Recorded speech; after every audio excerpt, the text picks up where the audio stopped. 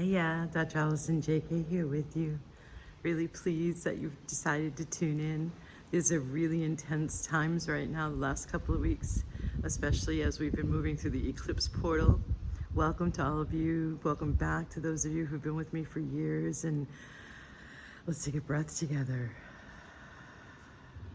I want to talk today and share with you from this beautiful, holy, sacred site, which is considered the first site of the first church in the West dedicated to Mother Mary.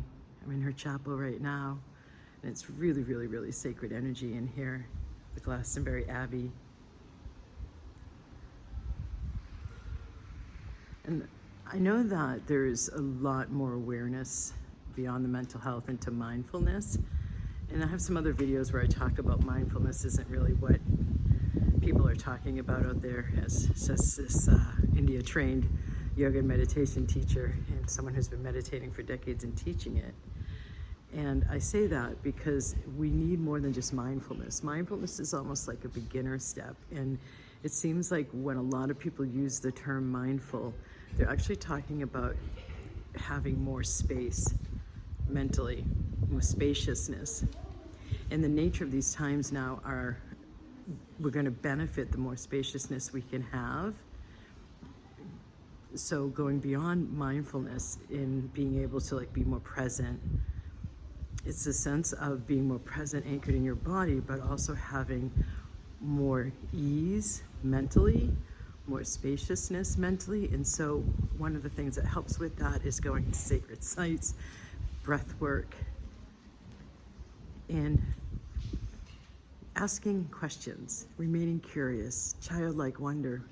In Zen, it's called beginner's mind, where instead of thinking you know everything, or even you're predicting what I'm going to talk about, so does the ego mind. You're instead remaining curious and open like a child. That helps create more spaciousness and wonder and higher vibes mentally as well. There's a lot of beauty available. There's a lot of auspiciousness we can align with now. We are in the creation of our new golden era. That is why it's so intense. Right now, there's a purpose to this chaos of creation we're in that will also help you remember to possibly create more spaciousness. And the key I understand too, that I'm seeing and observing, is an increase in self-mastery. And so what I'm talking about is to help you with an increase in self-mastery, where it's not just about, okay, I need to be present or breath, but more the self-mastery. And I know you might not want to hear that because these times are so intense, like, oh, give me a break. But in the higher vibrations, in the more spacious consciousness, in the subtle energy system aligned with that sense of the sacred, it's easier. These times are not only easier, but then you're able to align with the benefits of these times, which are extraordinary, should you allow yourself to make these choices. But it is a process. You know, I know that there are some people who are newer to this work, and if it doesn't pan out like in the first month or even 3 months, if one can be that patient, it's almost like the conclusion is the stuff doesn't work. It takes a while. I mean, I know what I get up to with the energy medicine clearings and activations. I'm clearing out stuff from lifetimes, not just this one lifetime.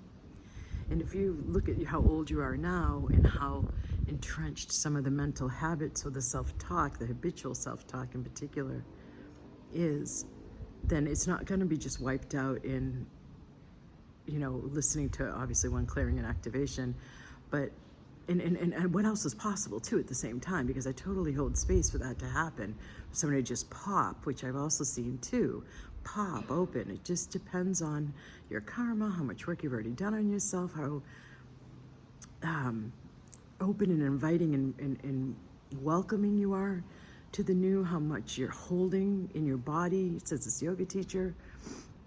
So there's just so much available right now, and I just want to remind you of the nurturing and the nourishing and the love and the support and the calmness and the sweetness that is available beyond listening to the news, obviously, And there's even been a couple of breakthroughs recently that's been in the news too. So we are creating our reality with our repeated thoughts that send out a certain vibration and collapse the subatomic wave, which energy is under the material, into the material realm, and with strong emotional responses. So why not create the best reality possible? If you can also use that logic with yourself as you're coaching your self-talk, engaging in more self-mastery, reminding yourself the more you focus on what you desire to create, the more you're going to see those creations, because what we focus on grows. Just sweet, subtle, gentle reminders for you all, and asking the question too of, wow, why do I feel so good now? And having the expectation of feeling good. Like, even if you feel lousy, planting the seed of the exact opposite of the bad thing you're feeling or experiencing with the question. It's not fake it till you make it. The universe abhors a vacuum, and asking questions creates a vacuum. And the higher your vibration is, the more purified your consciousness is, the more those questions become absolutely creative.